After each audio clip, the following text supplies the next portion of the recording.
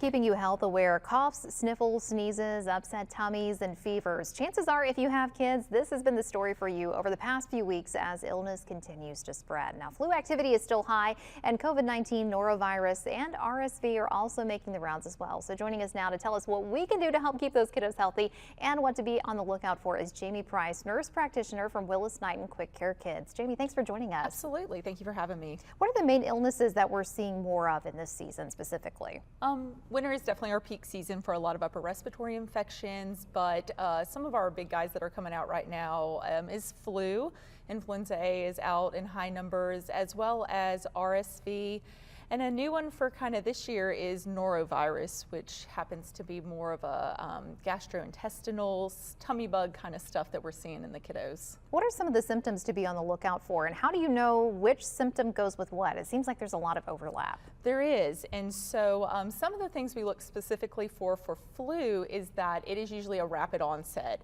You are fine 1 minute and those symptoms come in hard and fast and you feel like you got hit by a bus. And so usually that fever coming in is pretty specific to that, those body aches, chills, things like that. Norovirus tends to be more, like I said, stomach stuff, so that vomiting, that diarrhea, that stomach pain. Fever can go along with that.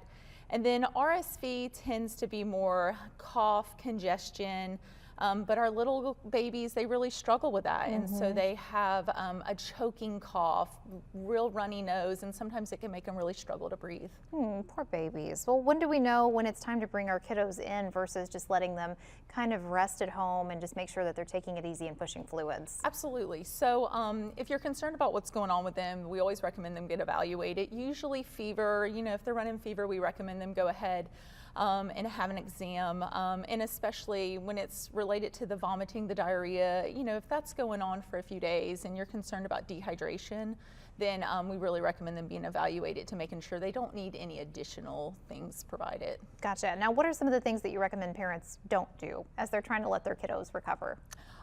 So some of the things is not to be around others. You know, we do have an illness, and so we like to try to keep that isolated so that way we can not spread it to any of our other friends. And so, and then also, you know, should not let those symptoms go on too long without being evaluated, because sometimes we can get into a real dangerous area if we let those go on too long. And so we really encourage them to get evaluated if any concern comes up. And what is the timeline after a child has had a fever or who has had any kind of illness issues? What's the timeline for them to be cleared to go back to school? Ideally, we would like them fever-free or symptomatic-free for 48 hours before they return back.